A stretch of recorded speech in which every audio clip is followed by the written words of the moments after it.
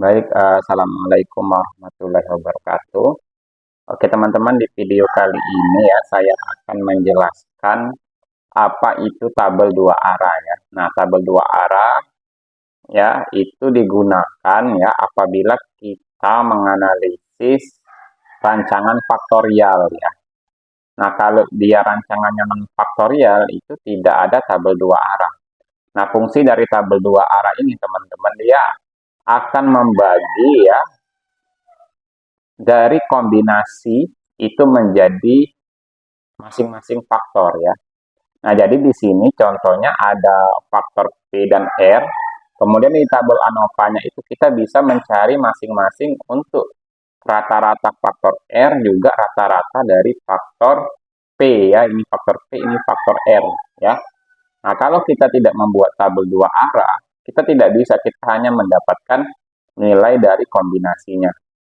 Dan kemudian teman-teman ya, fungsi dari tabel dua arah ini banyak ya.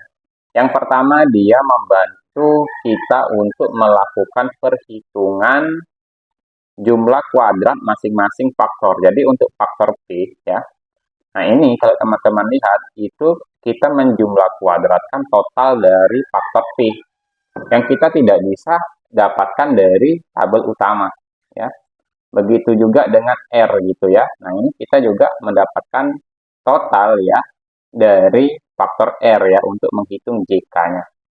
Nah, ini teman-teman ya yang harus teman-teman pahami gitu ya. Dan kemudian ya selanjutnya akan membantu kita dalam melakukan uji lanjut ya. Nah, jadi ini faktor P misalnya ya. Kita membutuhkan di uji lanjutnya itu rata-rata untuk faktor P. Nah, jadi banyak sekali ya fungsi dari tabel dua arah ini sampai nanti kita mau membuat grafik ya untuk masing-masing faktor ya, itu faktor P atau faktor R itu kita tetap akan menggunakan tabel dua arah. Nah, jadi itu teman-teman penjelasannya ya.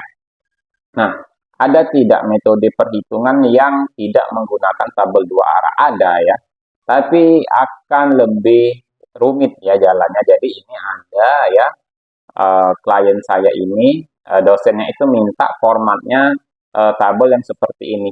Jadi tidak menggunakan tabel dua arah ya. Nah, tidak menggunakan tabel dua arah ya.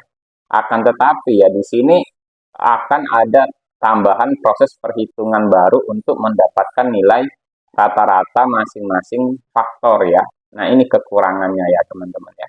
Kekurangannya kalau kita menggunakan format lain, uh, tidak menggunakan format tabel dua arah. Memang bisa ya, tapi ya proses perhitungan ini itu akan lebih rumit ya, jauh lebih rumit dibandingkan dengan saya menggunakan tabel dua arah. Tapi it's okay teman-teman ya, karena ya kalau kita teliti ya, kita detail ya dalam memilih ya data-data yang mana yang harus kita masukkan dalam perhitungan, kita akan mendapatkan hasil yang sama. Nah, ini contohnya ya. Ini yang pakai tabel dua arah dan ini pakai format yang berbeda ya. Nah, ini sama saja ya. Sama, tidak ada beda sama sekali. Begitupun dengan hasil uji lanjut ya, maupun dengan polinomial ortogonalnya itu sama saja ya teman-teman ya. Nah, jadi di video kali ini saya ingin menegaskan ya, ingin apa namanya memberitahu kepada teman-teman fungsi dari tabel dua arah. Nah, kemudian ada lagi kesalahan dari eh, teman-teman itu ya saat menggunakan tabel dua arah adalah salah dalam menghitung rata-rata. Jadi rata-rata untuk tabel dua arah itu misalnya ya kita ingin menghitung rata-rata faktor R. Faktor R itu adalah rata-ratanya nilai total ya, itu dibagi dengan jumlah faktor lawannya yaitu faktor P dikali ulangan. Berarti faktor R ini pembaginya 12, 4 kali 3. Sedangkan faktor P ini ya pembaginya adalah 2 kali 3, 6. Nah, kebanyakan ya yang keliru ya, yang kemudian notasinya tidak sinkron itu dia menghitungnya itu average ya. Ini nggak bisa ya. Kita nggak pakai average di sini ya. Karena kita kalau mau pakai average itu kita bisa, tapi kita kumpulkan dulu ya untuk data masing-masing dari faktor. Nah, misalnya P0 saya bisa ya kalau mau average itu pakai data ini. Average ya. Untuk data P0 bisa. Nah, ini data P0. Itu bisa ya. Nah, tapi kalau teman-teman average-nya dari sini, nah itu kekeliruan ya. Nah, inilah yang kemudian ya, kalau teman-teman salah ya, dalam perhitungan di tabel dua arah ini, dia akan pengaruh ke semua.